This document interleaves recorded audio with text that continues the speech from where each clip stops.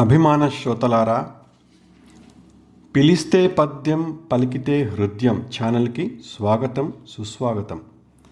గత 5 వారాలుగా 5 సంచికల ద్వారా మీరు మా ఛానల్ పట్ల చూపుతున్న అభిమానానికి కృతజ్ఞతలు. అయితే ఈ 5 వారాల నుంచి కూడా చాలామంది అభిమానులు, శ్రోతలు తమ తమ స్పందనలు అందిస్తూ కొన్ని సూచనలు కూడా చేస్తున్నారు. అందులో ముఖ్యమైనది పద్యానికి అర్థము కూడా చెప్పమని అడుగుతున్నారు. ఈ శతకంలో పద్యాలన్నీ వేమన శతకంలోని పద్యముల వలె బహుసరళముగా ఉన్న కారణాన అర్థము చెప్పలేదు. కానీ శ్రోతలు అర్థాన్ని కూడా మా స్వరం నుంచి వినాలని, అప్పుడే వారి మనసుకు పూర్తి సంతృప్తి అని తెలియజేయడం జరిగింది. వారి అభ్యర్థనని గౌరవిస్తూ ఈ సంచిక నుంచి, అనగా ఈ 6వ సంచిక నుంచి పద్యానికి అర్థం కూడా తెలియజేయాలనే మా నిర్ణయాన్ని ప్రకటిస్తున్నాము. అయితే ఆ అర్థం కేవలం గాత్రం ద్వారానే ఉంటుంది. లిఖిత రూపంలో అందించుట నిడివి కారణముగా సాధ్యము కాదని మనవి. మీ స్పందనలు, అభిమానము ఇంతకుముందు వలనే మీ నుంచి ఆశిస్తూ, మీ ఇతోధిక ప్రోత్సాహానికై ఎదురుచూస్తూ ఆంజనేయ శతకము 6వ భాగానికి స్వాగతం. ఈ శతక రచయిత బ్రహ్మశ్రీ మైలవరపు భీమశంకర శాస్త్రి గారు, గానం నందగిరి సత్యేంద్ర శర్మ. మా ఈ ఛానల్ని లైక్ చేయండి, షేర్ చేయండి, సబ్స్క్రైబ్ చేయండి. సబ్స్క్రైబ్ చేసిన తర్వాత గంట గుర్తు నొక్కడం మాత్రం మరవకండి. ఆంజనేయ శతకం 6వ భాగం అవధరించండి. 26వ పద్యం. అమ్మ భాషతోనే అన్య భాష నుడువు, అన్నమందు గలపు ఆధరువది. అమ్మ భాషతోనే అన్య భాష నుడువు, అన్నమందు గలపు ఆధరువది. అన్నమే కరువైన ఆధరువేలరా, అతుల సుగుణధామాంజనేయ. అన్నమే కరువైన ఆధరువేలరా, అతుల సుగుణధామ ఆంజనేయ. అమ్మ భాషతోనే అన్య భాష నుడువు, అన్నమందు గలపు ఆధరువది. అన్నమే కరువైన ఆధరువేలరా, అతుల సుగుణధామ ఆంజనేయ. అర్థం: మాతృభాషతో పాటు ఇతర భాషలను కూడా నేర్చుకో, తప్పు లేదు. ఆ పరాయి భాషలు అన్నంలో రుచి కొరకు కలుపుకు తినే ఇతర ఆహార పదార్థముల వంటివి. ఆధరువు అనే పదం అచ్చ తెనుగు పదము. ఇలాంటి జానుపదాలు శ్రోతలు, పాఠకుల మస్తిష్కాల నుంచి అంతరించిపోవడం బాధాకరం. పప్పు, కూర, పులుసు ఇలా అన్నంలో కలుపుకు తినే పదార్థాలను ఆధరువు అంటారు. ఇప్పటి భాషలో ఫుడ్ ఐటమ్స్ అని చెప్పుకోవచ్చు. అమ్మ భాష వంటి అన్నమే లేనప్పుడు ఇక ఆధరువెందుకు అని ఈ పద్యం భావం. 27వ పద్యం. అబలయనుచు నీవు అలసు చేయవలదు, అక్కరైన ఆమె అపరకాళి. అబలయనుచు నీవు అలుసు చేయవలదు, అక్కరైన ఆమె అపరకాళి. అన్నియున్నాకు అణిగి మణిగియుండు, అతుల సుగుణధామ ఆంజనేయ. అన్నియున్న ఆకు అణిగి మణిగియుండు, అతుల సుగుణధామ ఆంజనేయ. అబలయనుచు నీవు అలుసు చేయవలదు, అక్కరైన ఆమె అపరకాళి. అన్నియున్న ఆకు అణిగి మణిగియుండు అతుల సుగుణధామ ఆంజనేయ.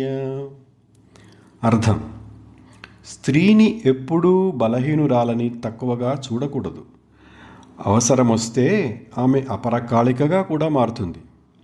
అన్నీ వడ్డించబడిన విస్తరాకు పదార్థాల బరువుతో అణిగిమణిగి ఒద్దికగా ఉంటుంది. వడ్డించబడని ఖాళీ విస్తరాకు గాలేస్తే ఎగిరిపోతుంది. సౌశీల్యమనే బరువుతో స్త్రీ ఒక వడ్డించిన విస్తరిలా అణిగిమణిగి ఉంటుంది. 28వ పద్యం. అమ్మ భాష మాని అన్య భాషలు నేర్చు ఆశలున్నవాడ అయ్యో వినరా. అమ్మ భాష మాని అన్య భాషలు నేర్చు ఆశలున్నవాడ అయ్యో వినరా. కంటి చూపు లేక కళ్ళ జోడెందుకు అతుల సుగుణధామ ఆంజనేయ. కంటి చూపు లేక కళ్ళ జోడెందుకు అతుల సుగుణధామ ఆంజనేయ. అమ్మ భాష మాని అన్య భాషలు నేర్చు ఆశలున్నవాడ అయ్యో వినరా. కంటి చూపు లేక కళ్ళ జోడెందుకు అతుల సుగుణధామ ఆంజనేయ. అర్థం: మాతృభాషను వదిలిపెట్టి పరాయి భాషను నేర్చుకోవాలని ఆశపడేవాడా, వినవయ్యా. కంటికి అసలు చూపే లేనప్పుడు కళ్ళజోడు దేనికయ్యా. మాతృభాషను మానేసి పరాయి భాషా వ్యామోహము గుర్తింపునివ్వదని ఈ పద్యం యొక్క భావం. 29వ పద్యం. మాతృభాషలోనే మరువక పలకరా పరమ పూజ్యమైన పరుల భాష. మాతృభాషలోనే మరువక పలకరా పరమ పూజ్యమైన పరుల భాష. తల్లియుండ సవతి తల్లి నీకేలరా అతుల సుగుణధామ ఆంజనేయ. తల్లియుండ సవతి తల్లి నీకేలరా అతుల సుగుణధామ ఆంజనేయ. మాతృభాషలోనే మరువక పలకరా పరమ పూజ్యమైన పరుల భాష. తల్లియుండ సవతి తల్లి నీకేలరా అతుల సుగుణధామ ఆంజనేయ. అర్థం: పరాయి భాష ఎంత పూజనీయమైనా మాతృభాషలో పలకడము లేదా మాట్లాడడము మర్చిపోకూడదు. మన తల్లి ఉన్నప్పుడు సవతి తల్లితో మనకేమిటి పని అని అర్థం. 30వ పద్యం. వచ్చుచుండెనెవరో వాసముండరెవరు ఎవరికెవరో ఎప్పుడో ఎరుకలేదు.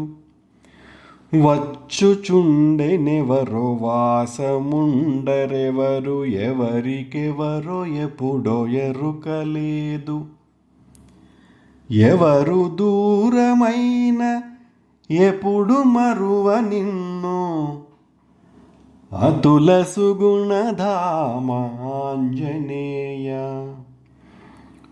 ఎవరు దూరమైన ఎప్పుడు మరువ నిన్ను అతుల సుగుణధామ ఆంజనేయ. వచ్చుచుండెనెవరో వాసముండరెవరు ఎవరికెవరో ఎప్పుడో ఎరుకలేదు.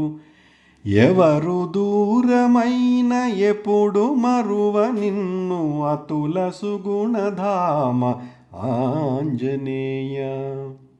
అర్థం: ఈ ప్రపంచంలోకి ఎవరో వస్తుంటారు, ఎవ్వరూ శాశ్వతముగా ఉండిపోరు.